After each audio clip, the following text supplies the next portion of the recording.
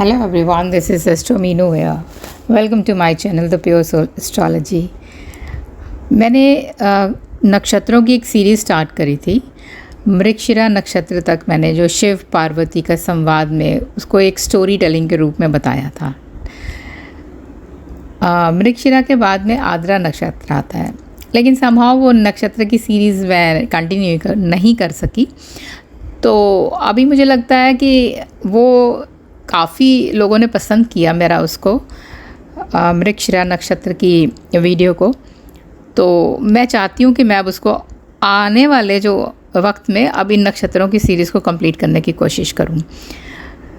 तो मृगशिरा के बाद में आद्रा नक्षत्र आता है, जो कि नक्षत्रों की सीरीज़ में नंबर 6 पर आता है। आद्रा नक्षत्र के देवता जो है वो रुद्र है, और जो इसका साइन है वो आंसू है, मॉइस्ट जिसको हम कहेंगे, नमी वो है। वृक्ष इसका लंबी काली मिर्च का माना जाता है, और इसका जो ग्रह स्वामी है, जो इस नक्षत्र का लॉर्ड है, वो राहु है। पशु इसका फीमेल डॉग है, और पक्षी इसका 2 मुंह वाला पक्षी है। तो अब हम समझते हैं कि आद्रा नक्षत्र अगर किसी का मून अगर आद्रा नक्षत्र में आता है तो वो किस तरह का जातक होगा, या आद्रा नक्षत्र के जो भी गुण हैं वो उनमें उस तरह के आएंगे। आद्रा नक्षत्र जो है वो बाधाओं को तोड़ने वाला है। आद्रा में जातक को कुछ नया करने की आवश्यकता है, कुछ अलग, ताकि वे अपनी यात्रा को आगे बढ़ा सके।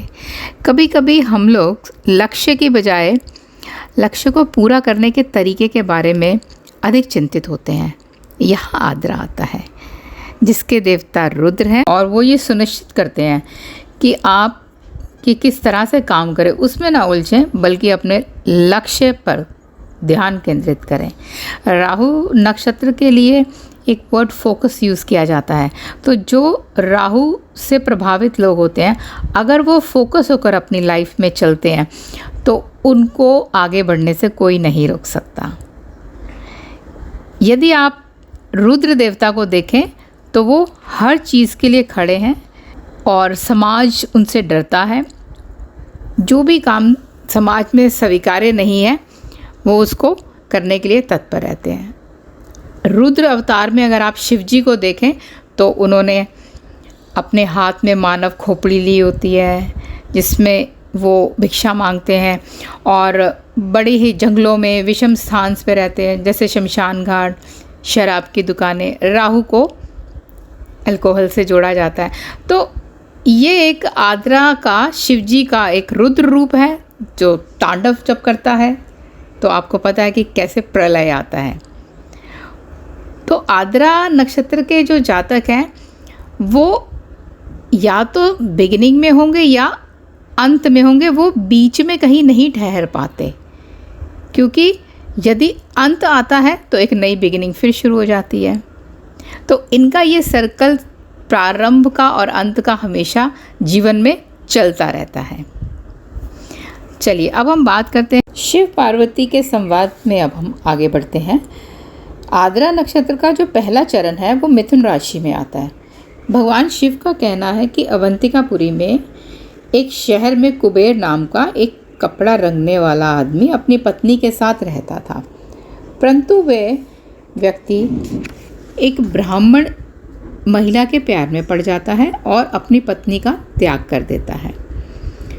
कुबेर ने व्यापार में बहुत धन संचित किया, फिर उस धन को गाड़ दिया, लेकिन अपनी पत्नी को छोड़ने के अभिशाप के कारण अगले जन्म में वह ठीक से नहीं चल पाया और बच्चों के कारण पीड़ित रहा। तो यहाँ एक मतलब ये निकलता है कि ऐसा इंसान अगर उसका शुक्र कहीं आद्रा नक्षत्र में आता है तो उसको अपने स्पाउस से सेपरेशन का सामना करना पड़ेगा। ये एक जो शाप उनको मिलता है, उसको मुक्ति पाने के लिए गायत्री मंत्र का जाप करना चाहिए, और अधिक से अधिक ब्राह्मणों को भोजन कराना चाहिए, उनको आभूषण दान करने चाहिए, और एक कहते हैं कि लाल रंग की गाय का दान भी करना चाहिए। जो मुझे लगता है कि आज के संदर्भ में आसान नहीं है।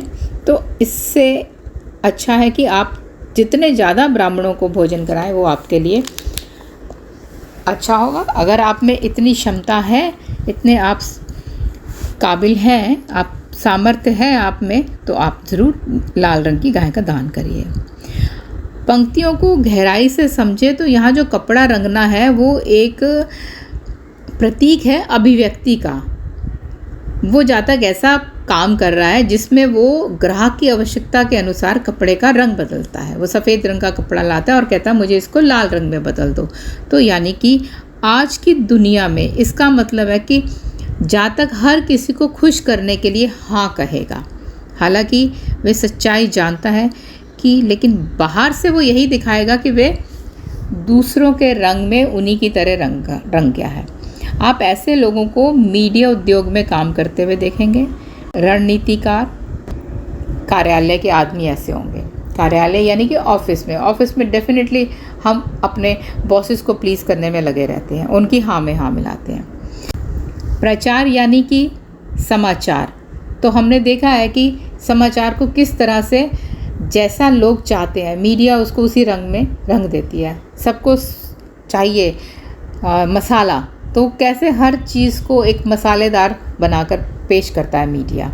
आगे बढ़ते हैं, चार्ट बनाते हैं। तो पहले हाउस में अगर 1 नंबर राशि आती है तो उसके सामने जो है 7 नंबर, और 7 नंबर जो है वो वीनस का हाउस है, ऑपोजिट सेक्स का हाउस है। तो यहाँ पर वो ब्राह्मण इसीलिए, और जो वीनस है वो एक उसका गुण धर्म में वो ब्राह्मण धर्म से माना जाता है।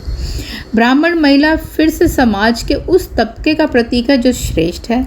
जैसा कि उस युग में ब्राह्मण समाज में जो भी आता था उनको वो सबसे ऊपर रखते थे।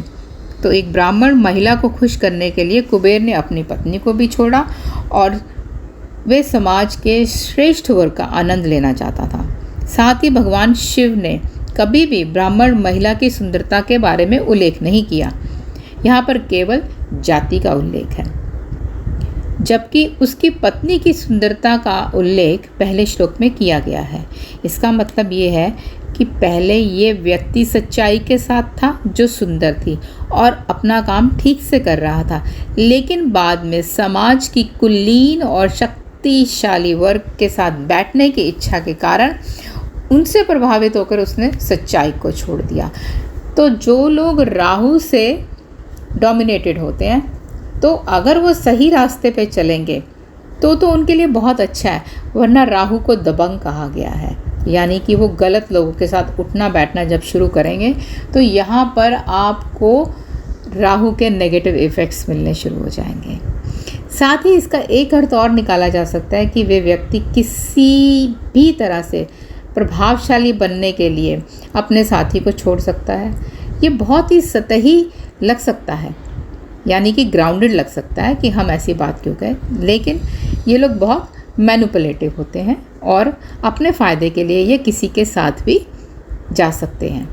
व्यवहारिक मामलों में अगर देखा जाए तो ये अपने बॉस, शिक्षकों, गुरुओं, विदेशियों, इन किसी न किसी से बहुत प्रभावित होते हैं। भगवान शिव द्वारा बताया गया है कि इस कृत्य का जो परिणाम है जो उसने पिछले जन्म में किया था, उसकी वजह से जातक पैरों में परेशानी या बच्चों से संबंधित मुद्दों का सामना करेगा।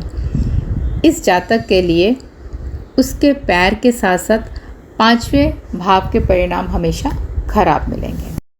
शिव पार्वती संवाद में हम आगे बढ़ते हैं। आद्रा नक्षत्र के अगर हम दूसरे पद की बात करें तो ये मिथुन राशि में ही आता है। भगवान शिव कहते हैं कि उज्जैन शहर के दक्षिण में भाग्यवान नामक का एक व्यापारी था और वो अपनी आयु के मध्य में बहुत गरीब हो गया। यानी कि जो भी वो व्यवसाय करता था उसका व्यवसाय ठप हो गया। उसने एक ब्राह्मण से कुछ धन उधार लिया और काम तो किया नहीं, सब धन खर्च कर दिया। तो ब्राह्मण को वो पैसे भी वापस नहीं कर पाया। अब कुछ समय बाद बिना कर्ज चुकाए उसकी मृत्यु हो जाती है। अगले जन्म में उस व्यक्ति के घर में वही ब्राह्मण पुत्र के रूप में जन्म लेता है और तब तक जीवित रहता है जब तक कि उसका कर्जा उतर नहीं जाता। यानी कि जितना धन उसने लिया था उतना धन जब भाग्यवान नामक उस व्यक्ति ने उस पर खर्च कर दिया, उसके पश्चात उसकी मृत्यु हो जाती है। इस शाप से बचने के लिए जातक को ब्राह्मणों को धन का दान करना चाहिए, सोना करना चाहिए दान। सोना, अगर आप 200 ग्राम सोने से बनी कमल के फूल की मूर्ति दान करते हैं तो आपको इस शाप से मुक्ति मिलती है। गहराई में अगर हम समझें, इसका मतलब ये है कि भाग्यवान नामक व्यक्ति ने अपने कर्म से ज़्यादा अपनी किस्मत पर भरोसा किया, इसीलिए धन लेने के बावजूद वो मेहनत नहीं करी उसने और धन को नहीं चुकाया और अंततः मृत्यु को प्राप्त हुआ और उसका फल उसने अगले जन्म में भोगा। धार्मिक अनुष्ठान की मदद लेकर अगर आप अपना काम फिर से शुरू करते हैं तो आपको आपके काम में सफलता मिलती है। इन लोगों को उनके पेशे में विभिन्न लोगों की मदद लेते हुए पाएंगे, यानी कि ऐसे लोग जो हैं वो जो भी काम करते हैं वो लोगों से अगर मदद नहीं लेंगे तो वो आगे नहीं बढ़ पाएंगे। लेकिन वो उनका भुगतान ठीक से नहीं करते, जितना श्रम वो दूसरों से करवाएंगे उसका, यानी कि उनको भुगतान प्रॉपर नहीं करते। अगर आपको कोई एक एडवाइस देता है और आपको उससे भरपूर लाभ मिलता है तो आपको उसका एडवाइस का, उसकी सलाह का पूरा महताना जो है वो देना चाहिए, ताकि आप आने वाली मुसीबतों से बचे रहें। शिव संवाद में हम आगे मिथुन राशि के आद्रा नक्षत्र के तीसरे पद की बात करते हैं। भगवान शिव कहते हैं, एक जुआरी ब्राह्मण अवंती नगर मंगलपुर गांव में रहा करता था।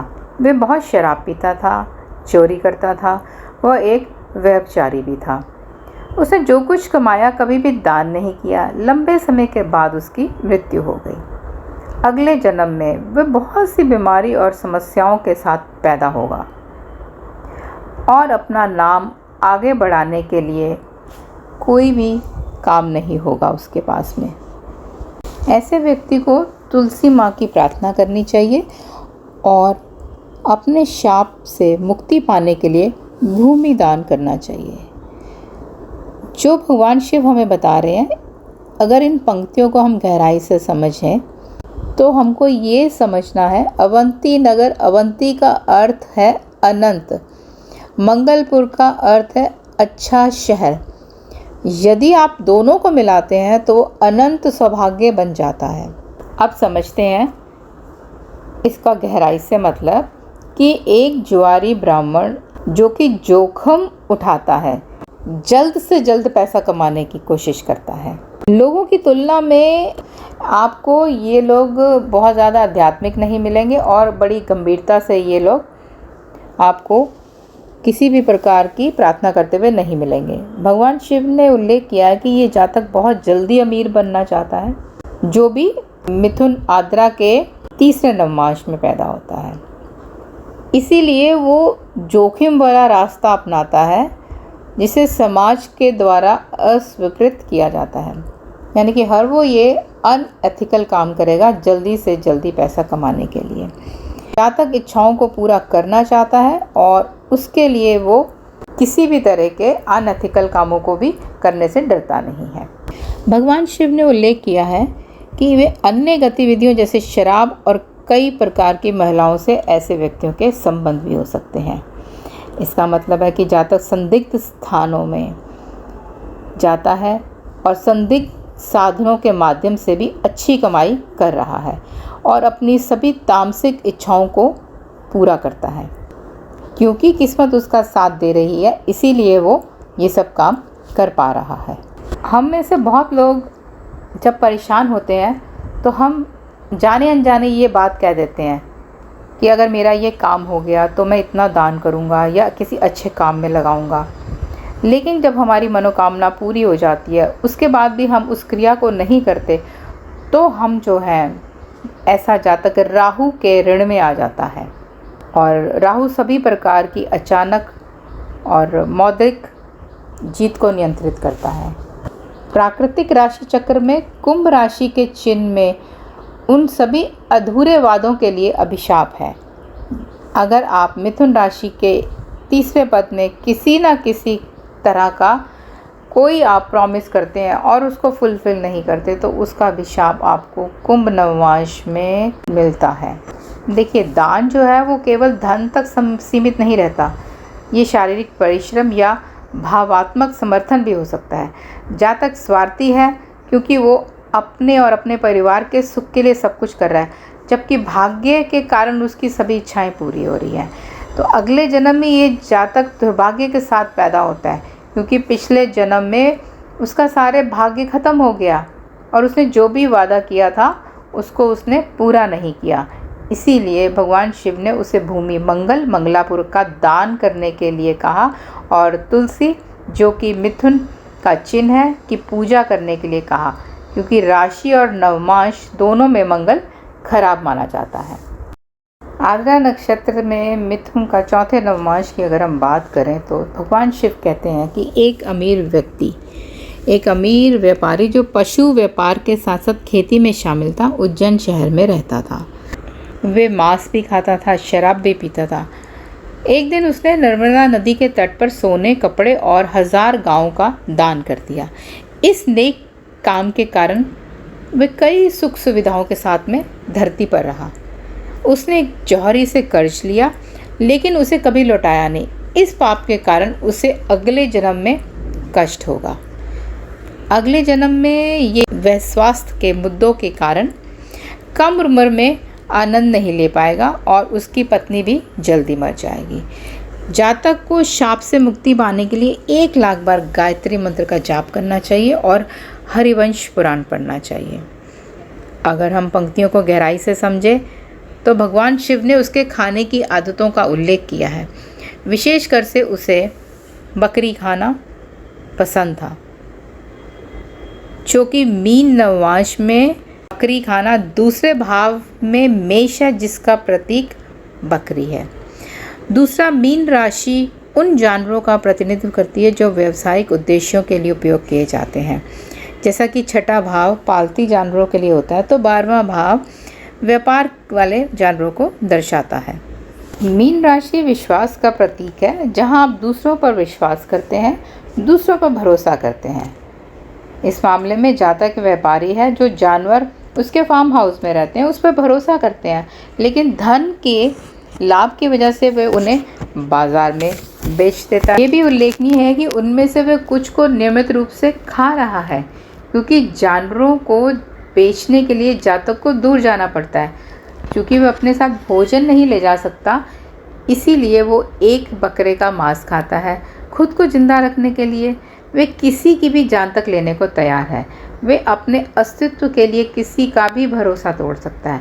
तो आद्रा जो 4 वाले जातक हैं, हमें ये चीज़ का ध्यान रखना है कि ऐसे व्यक्ति जो हैं वो विश्वसनीय नहीं हो सकते।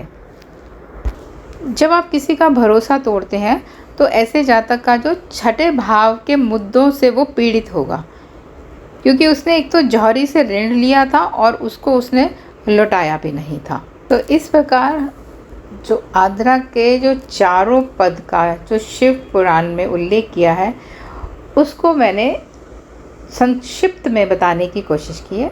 उम्मीद है आपको ये कहानी पसंद आएगी और आप इससे कुछ सीख पाएंगे।